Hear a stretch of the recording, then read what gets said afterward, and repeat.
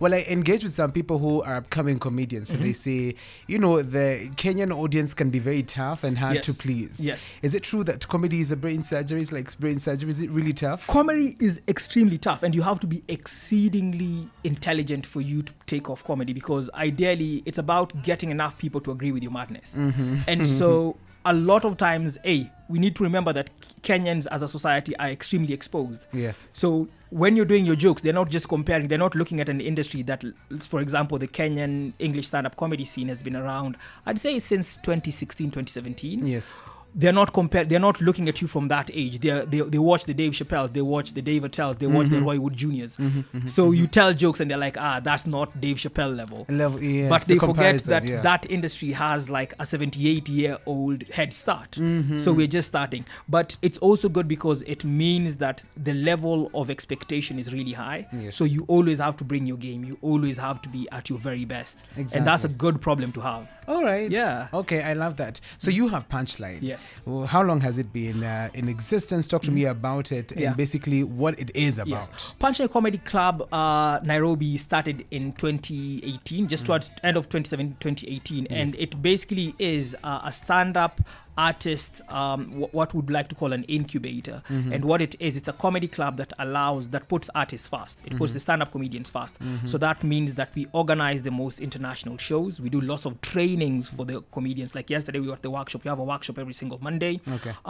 We're the only comedy club so far in Africa that has organized a welfare society for the comedians. That means that all comedians signed to Punchline Comedy Club basically are due for insurance. This is health insurance. Okay. But they are also beneficiaries of a revolving fund. So that means that we're putting the artists first. And this always means the way we organize our events, the way we position ourselves, the way we are trying to basically form partnerships. It's always about how do we make sure the people who work the hardest get the most credit.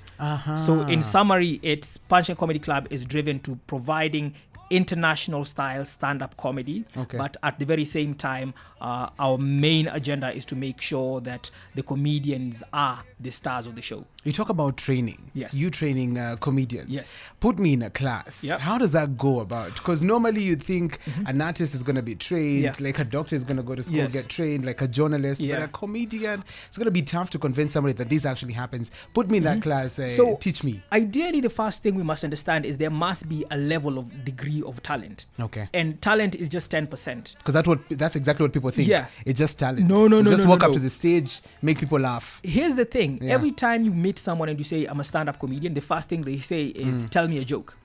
We never do that with anyone else. Okay. You never meet an engineer and you tell him, build me a car. Or you never meet a doctor and say, hey, by the way, nimekuwa na hii hump. Like, it's very difficult for you to basically do that. But then stand-up comedy is really down to two things. The talent. Yes. But also the hard work. And the hard work is what most of it is.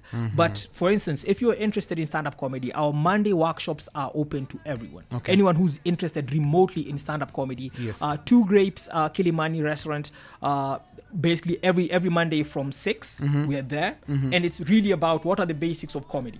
So there are certain elements that allow you to be able to know what a joke structure is. Yes. And once you have those basics, then your talent just shoots up. But over and above that, we just don't do workshops for training comedians.